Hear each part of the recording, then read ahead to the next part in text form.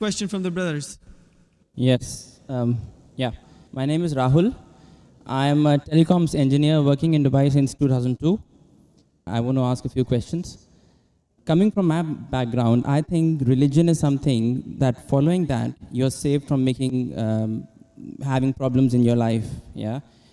My first question is, I recently read a report by a doctor saying that because of marriages in first cousins in Islam, it leads to a higher probability of the fetuses being born as handicaps. Yeah, it increases the probability of the babies born without hands or without legs. So if it was something that could potentially cause harm, it should not have been allowed in Islam. Another point I would like to add to the same question is, recently I suffered a little bit of a BP, and I went to the doctor, and the first thing he said to me is that stop eating red meat, which is again allowed in Islam.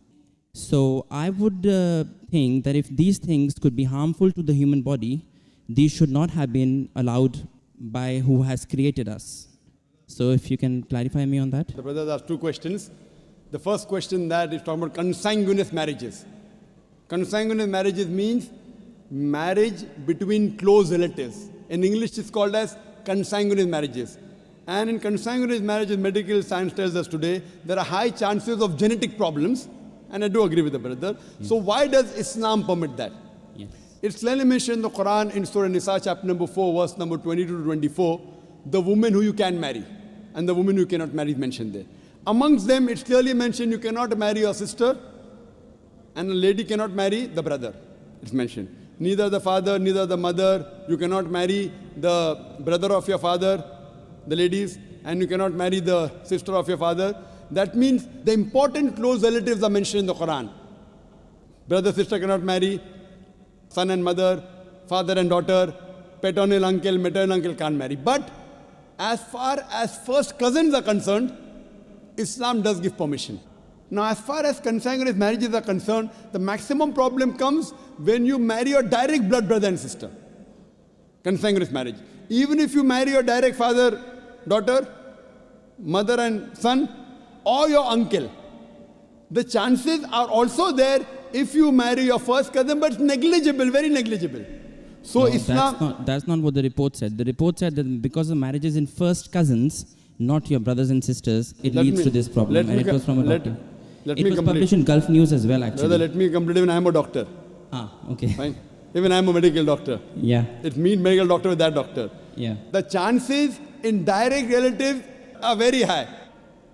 Yeah. If a sister and brother marry, the chances are very high.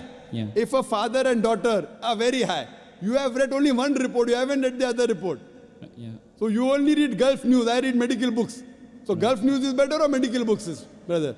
Right, so your point is marrying in first cousins, the chances of getting problem is negligible. As compared to brother and sister. As compared to. But still there is a... Brother, will you let me complete my answer? Or? Sorry, yeah, please. So you have more faith in Gulf News? No, not really. I'm here to find the truth. That's right. So what you realize that consanguineous marriage, and I agreed with you. I didn't say it's not there. Yeah. So I'm not trying to beat around the bush. But compared, it is negligible compared to direct blood brother and sister. Now, I do agree that there are medical genetic problems in various ways.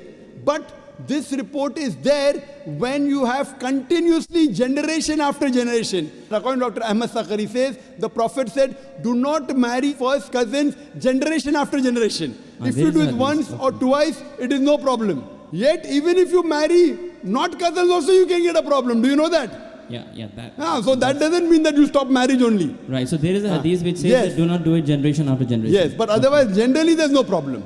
Right. Fine? Okay. So coming to your second question. Yeah. You went to a doctor and you said you had high BP. Yes. Doctor said you have red meat. Yes. So why does Islam allow red meat? Yes. You know, my friend went to a doctor and doctor said you have diabetes, don't have sugar. Brother, why do you have sugar? Right. Why? Don't have sugar. My friend went to a doctor, doctor said you have diabetes, don't have sugar. Brother, do you have sugar? Yes, of course. Why you have sugar? Stop having sugar. Yeah, well, we can live on vegetables, easily possible. Can you live without having sugar? Can you live without having sugar? Even vegetarians have sugar, brother. Yeah. Are you educated? Yeah. MashaAllah. The problem is that person had a problem with his pancreas.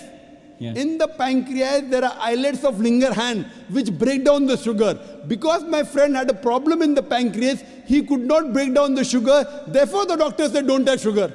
Right. If you have some problem of red meat, you should not have red meat. Others can have red meat. Right. Yeah. The Quran says, a general statement Quran says, eat what is halal and tayyib for you. There's a verse in the Quran, eat what is halal and tayyib for you. For a person suffering from diabetes, sugar is not tayyib. So according to the Quran, a person having diabetes should have less sugar. It's a general statement. Eat what is halal and tayyib for you. That means certain things which is good for others may not be good for you.